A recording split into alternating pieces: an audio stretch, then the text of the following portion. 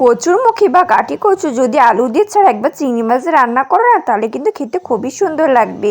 তাই ভিডিওটা স্কিপ করো না, লাস্ট পর্যন্ত দেখো। তো প্রথমে কচুরমুখীগুলো সিদ্ধ করে ভালো করে ছুলে নিয়েছি। যেহেতু কচুরমুখীগুলো ছোট ছোট ছিল, তার জন্য কিন্তু মাঝখান থেকে কেটে দিই না, আস্তে আস্তে রান্না করব। আর কয়েকটা কাঁচা লঙ্কা চিড়ে নিয়েছি, চিংড়ি মাছগুলো ভালো করে বেছে নিয়েছি।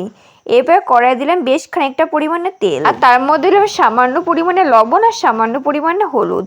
তারপর তার মধ্যে আমি দিয়ে দিলাম চিংড়ি মাছগুলো। তারপর চিংড়ি মাছের পরে আমি আরও কিছুটা পরিমাণে হলুদ দিলাম।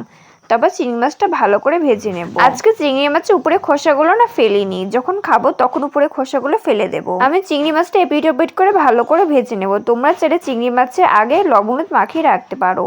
আর চিংড়ি মাছটা বেশি ভাজবে না, তাহলে চিংড়ি মাছ শক্ত হয়ে যাবে। এই গাঠি কচু বা কচুরমুখী তোমরা কিন্তু আলু দিয়েও রান্না করতে পারো, মানে নিরামিষ ভাবে। তবে আমি আজকে চিংড়ি মাছ দিয়ে রান্না করলাম। তোমাদের সাথে কোনোদিন আলু দিয়ে আমি শেয়ার করব।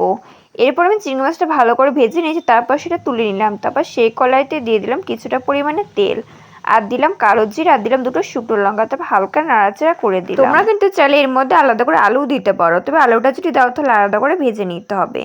আমি হালকা নাড়াচাড়া করে এর মধ্যে আমি দিলাম কচুরমুখীগুলো, ভালো করে নাড়াচাড়া করতে থাকলাম। এগুলো কিন্তু আগে থেকে আমি সিদ্ধ করে নিয়েছি। বেশ কিছুক্ষণ নাড়াচাড়া করার পর এর মধ্যে আমি দিলাম কিছুটা পরিমাণে হলুদ গুঁড়ো, আর দিলাম কিছুটা পরিমাণে জিরে গুঁড়ো, আর দিলাম সামান্য পরিমাণে জল। তারপর হালকা একটু কষিয়ে নেব। তারপর এর মধ্যে আমি দিলাম চিংড়ি মাছগুলো। চিংড়ি মাছটা দিয়ে 5 মিনিট একটু নাড়াচাড়া করে কষিয়ে নিয়েছি। তারপর এর মধ্যে আমি দিলাম পরিমাণ মতো জল। তোমরা যে যেই পরিমাণে ঝোল রাখতে চাও সেই পরিমাণে জল দেবে। আর কষানোর সময় এর মধ্যে সামান্য পরিমাণে লঙ্কার গুঁড়ো, সামান্য পরিমাণে লবণও দিয়েছিলাম, তবে সেটা দেখাতে আমি একদমই ভুলে গেছি। আমি পরিমাণ মতো জল দিয়ে 10 মিনিটের জন্য ঢেকে দিয়েছিলাম। আর ঢাকনা তুললে তোমরা দেখতে পাচ্ছ ঝোলটা কিন্তু অনেকটা পরিমাণে শুকিয়ে গেছে।